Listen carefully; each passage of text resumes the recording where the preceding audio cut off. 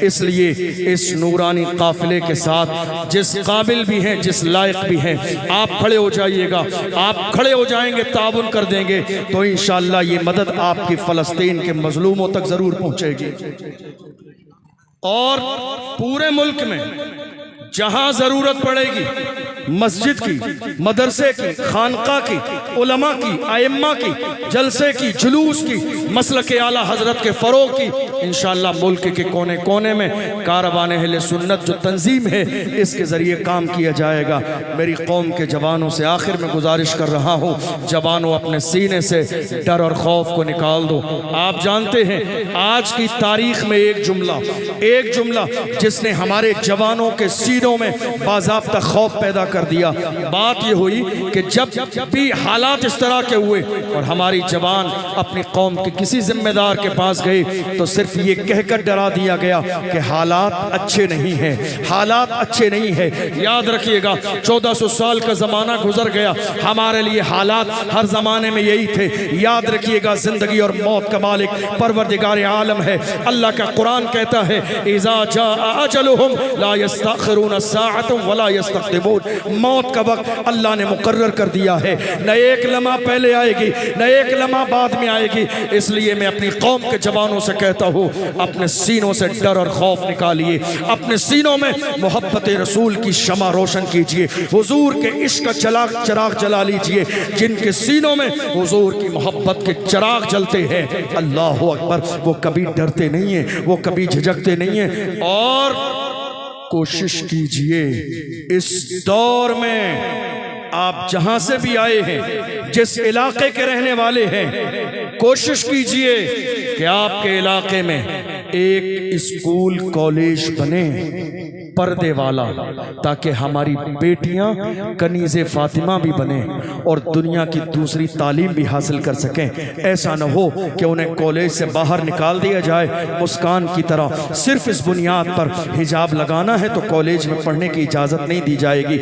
اس لیے تعلیم کو عام کریں، رہتا ہے نام علم سے زندہ ہمیشہ داغ، اولاد سے تو بس یہی دو پشت چار پشت۔ اور آخر میں میری قوم کے جوان اگر مجھ سے کہیں گے ہم کچھ کرنا چاہتے ہیں، آپ ایک میسیج تو دے کر جائیے، تو میں ان کو صرف اتنا کہوں گا، آج سے یہ نیت کر لیجئے نکاح مسجد میں کریں گے اور شادی بغیر جہیز کے کریں گے۔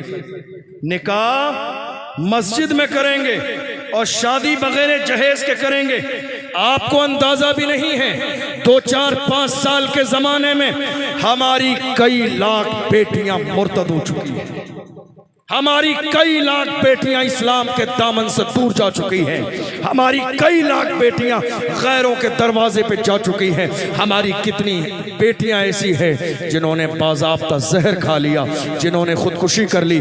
کتنی بیٹیوں کی عمر 30 35 40 سال ہو گئی، مگر جہیز نہ ہونے کی بنیاد پر کوئی بھی عزت دار شخص ان کے دروازے پہ نکاح کا مطالبہ کرنے کے لیے نہیں گیا۔ میرے عزیزوں، چاہتے ہو حالات بہتر ہو جائیں اور امت کے اندر بہتری اور سدھار پیدا ہو تو یہ جہیز کا جو لین دین آپ نے شروع کر دیا ہے اس کو بند کر دیجئے۔ نکاح سادگی کے ساتھ مسجد میں کیجئے، شادی بغیر جہیز کے کیجئے۔ اور یاد رکھیے گا بہنوں کو رمضان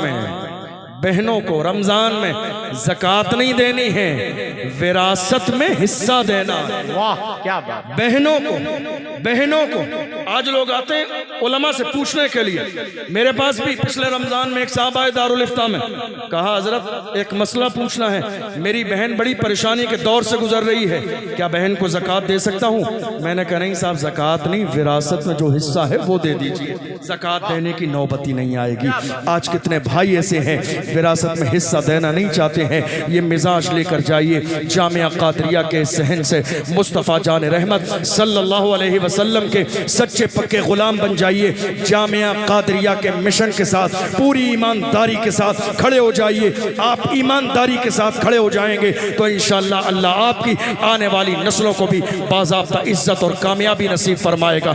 جامعہ قادریہ جس طرح ہمیشہ چمکتا تھا آج بھی چمک رہا ہے اور صبح قیامت تک چمکتا رہے گا۔ اور میرے جملے یاد رکھنا، یہ جو ملک کے اندر آج ماحول پیدا کر دیا گیا ہے، ملک کے کونے کونے میں موب لنچنگ ہے، مسجدیں ٹارگٹ پر ہیں، مدرسے ٹارگیٹ پر، خانقاہیں ٹارگیٹ پر، علماء ٹارگیٹ پر۔ دراصل میری قوم نے سیاست کے حوالے سے کبھی توجہ نہیں دی۔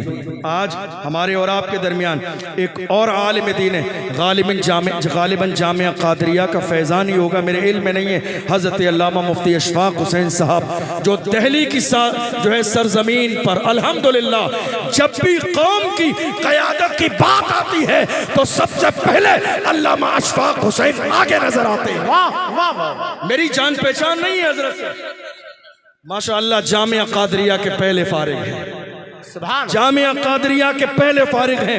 میں نے کہا نہیں، مجھے جو علامہ صغیر جوکھن پوری صاحب کی سب سے زیادہ جو چیز متاثر کرتی ہے وہ آپ کی بے باکی ہے، اور جس کو پڑھا کے آپ فارغ کر رہے ہیں اس نے بھی دہلی کی سرزمین پر جا کے کہا تھا 1000 بندشیں کر لو، ہوگا وہی جو خدا کی رحمت چاہتی ہے، کیا بات ہے، ہوگا وہی جو اللہ کا فرمان ہے، ساری چیزوں کو برداشت کیا جا سکتا ہے، بات حضور کی عزت کی آئے گی، نہ کل سمجھوتا کیا گیا تھا، نہ آج سمجھوتا کیا جا رہا ہے، نہ صبح قیامت تک سمجھوتا ہوگا۔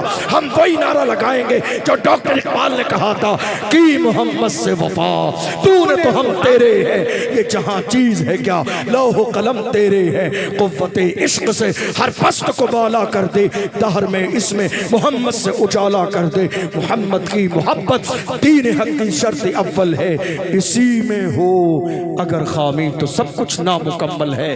میرے عزیزو یاد رکھنا آخری جملہ، خدا نے آپ کو غلامی کے لیے پیدا نہیں کیا ہے۔